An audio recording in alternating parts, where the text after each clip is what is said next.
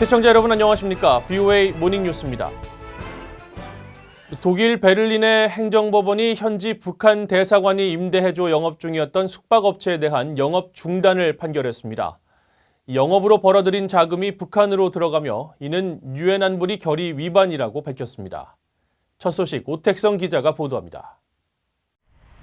독일 베를린 행정법원이 28일 북한 대사관이 임대해줘 숙박 영업을 하고 있는 시티 호스텔 측에 영업을 중단할 것을 판결했다고 로이터 통신 등이 보도했습니다. 이날 재판은 베를린 당국이 대북 제재 위반이라며 영업을 중단시키자 시티 호스텔 운영업체인 터키 회사 EGI가 행정소송을 제기해 열렸습니다.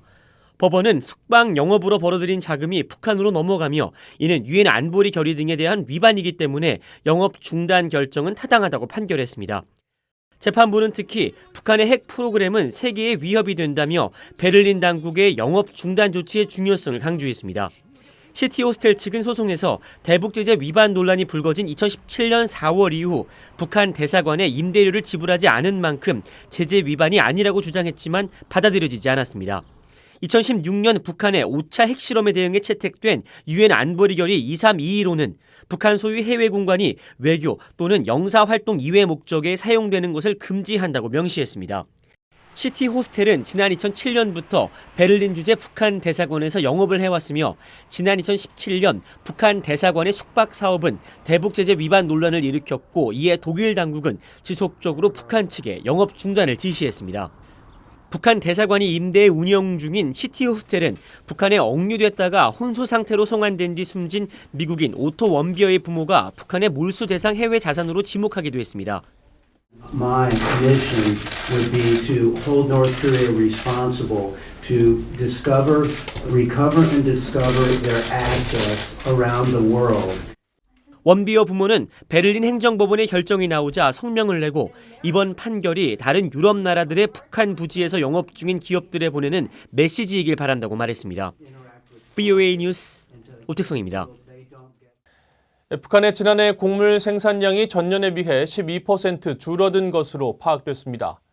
고온 건조한 날씨와 홍수 등 계속되는 기상이변과 줄어든 농경지가 원인으로 지목됐는데 앞서 대풍이라고 했었던 김정은 위원장의 말과는 다릅니다. 안소영 기자가 취재했습니다. 미국 농무부 산하 해외 농업국은 28일 발표한 2018-2019 북한 식량 작물 상황 보고서에서 이 기간 북한의 곡물 생산량을 전년보다 12% 하락한 485만 2천 톤으로 추정했습니다. 특히 옥수수 생산량이 전년에 220만 톤에서 187만 6천 톤으로 쌀은 157만 3천 톤에서 137만 8천 톤, 콩은 22만 3천 톤에서 13만 5천 톤으로 크게 줄었다는 겁니다. 이런 감소 추세는 고온 건조한 날씨, 홍수와 가뭄 등 기상이변과 줄어든 농경지 면적 때문이라고 해외 농업국은 분석했습니다. 지난해 강수량과 관계수 부족, 또 이후 발생한 홍수가 식량 생산 여건을 어렵게 했다는 겁니다. 특히 2018년과 2019년 저수지 상황은 지난 5년 평균치를 크게 밑돌아 농민들이 농경지에 물을 대는데 어려움을 겪었다고 지적했습니다. 농작물이 자라는 데 필요한 질소 비료의 공급은 대체로 충분했지만 비료 원료인 인산염과 탈산칼륨 공급량은 평균 50% 이상 줄어든 것으로 나타났다고 전했습니다. 국제사회 제재에 따른 현상으로 보입니다. 따라서 일부 북한 농부들은 작물 잔해와 거름 등을 혼합한 자가비료 생산에 의존했던 것으로 나타났다고 보고서는 밝혔습니다. 보고서는 이어 북한이 중국과 러시아 등에서 전년보다 10만 톤 이상 많은 식량과 곡물을 수입했다고 추산했습니다. 이보다 앞서 7월에 발표된 미 농무부의 식량 보고서는 2019년 북한의 쌀 생산량을 136만 톤으로 전망하면서 지난 10년 기록 중 가장 낮은 수치라고 평가했습니다. 하지만 지난 연말 북한 김정은 위원장은 전원회의 보고에서 2019년 농업 수확량이 대북 제재와 기상 이변에도 불구하고 이전에 없던 풍년을 맞았다고 주장했었습니다. 이런 가운데 식량농업기구와 국제농업모니터링 그룹 등 국제기구도 지난해 북한 농작물 생산이 전년 대비 감소한 것으로 분석했습니다. VOA 뉴스 안소영입니다. 북한은 인도적 위기와 관련해 국제적 관심을 가장 적게 받는 나라 가운데 하나라고 국제구호단체가 밝혔습니다. 정치적 고립과 언론인 입국 금지 때문에 전 세계가 북한의 열악한 인도적 상황을 알 수 없다는 지적입니다. 이현철 기자가 전해드립니다. 국제구호단체 케어 인터내셔널은 28일 발표한 연례보고서 고통 속의 침묵에서 지난해 언론의 관심을 제대로 받지 못한 인도적 위기국가 10곳 가운데 북한을 6위에 올렸습니다. 스위스 제네바에 본부를 둔 이 단체는 북한의 정치적 고립과 언론인들에 대한 입국 금지 때문에 주민 대부분이 겪는 열악한 인도적 상황이 세계에 알려지지 않고 있다고 밝혔습니다. 보고서는 유엔은 약 1,090만 명의 북한 주민들이 식량과 보건, 식수, 공중위생과 개인위생을 위해 인도적 지원이 필요한 것으로 추산하고 있다고 전했습니다. 또 현대적인 장비 부족에 고온과 가뭄, 홍수가 겹치면서 식량 생산이 필요량을 충족하지 못해 인구의 43%가 영양 부족 상태라고 덧붙였습니다. 특히 주민들의 영양 실조 비율이 계속 증가해 이제는 전체 인구의 약 절반에 도달했다고 밝혔습니다. 아울러 약 40%의 북한 주민, 특히 시골 주민들이 깨끗한 식수에 접근하지 못하고 안전한 위생시설도 부족하다고 지적했습니다. 그 결과 질병 위험이 높고 설사가 아직도 어린이 사망의 주요 요인 가운데 하나라고 밝혔습니다. 이와 함께 수유모와 임산부가 식량 위기와 식수 부족의 영향을 받고 있으며 집에서 출산하는 많은 임산부들이 의료 지원을 받지 못해 모성 사망률이 여전히 높다고 밝혔습니다. 보고서는 또 인도적 지원기구들은 자금이 부족하고 은행 채널이 없어 구호물품 전달에 어려움을 겪는다고 전했습니다. 특히 북한은 국제 언론의 접근이 거의 허용되지 않기 때문에 인도적 상황에 대한 최신 자료와 취재, 대중들의 인식이 부족하다고 밝혔습니다.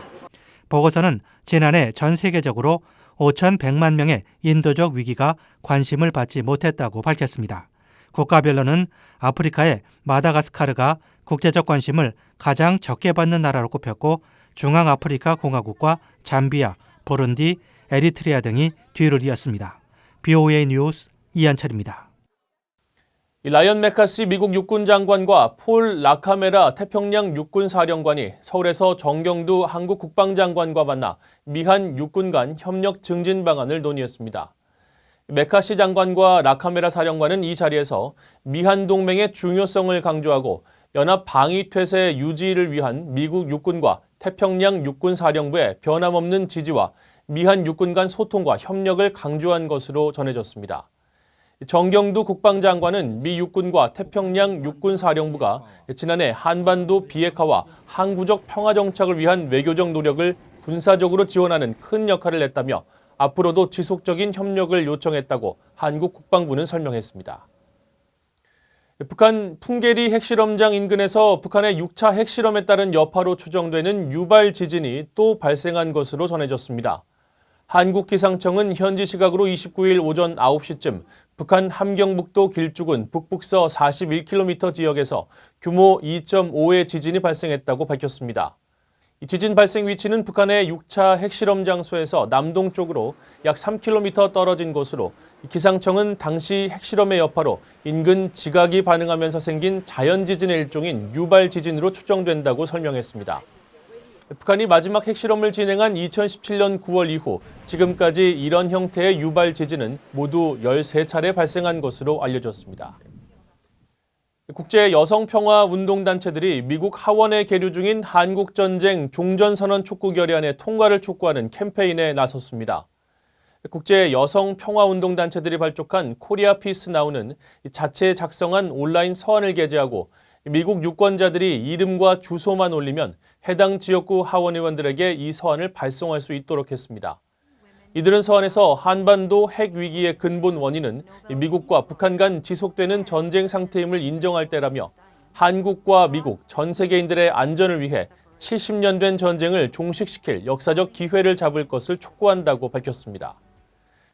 미국과 한국의 방위비 분담금 협상이 시한을 넘겨서도 타결되지 않고 있는 가운데 주한 미군 사령부가 한국인 직원들에게 잠정적 무급휴직이 시행될 수 있다는 사실을 법에 따라 통보했다고 주한 미군 측이 밝혔습니다. 주한 미군은 29일 보도자료를 통해 지난해 방위비 분담금 협정이 타결되지 않아 한국인 직원들에게 오는 4월 1일부터 잠정적 무급휴직이 시행될 수 있다는 점을 사전 통보한다고 밝혔습니다. 그러면서 이번 통보는 무급휴직 등의 내용은 시행 60일 전에 통보해야 한다는 미국 법에 따른 조치라고 설명했습니다. 이상으로 VOA 모닝뉴스를 마칩니다. 시청해주신 여러분 고맙습니다.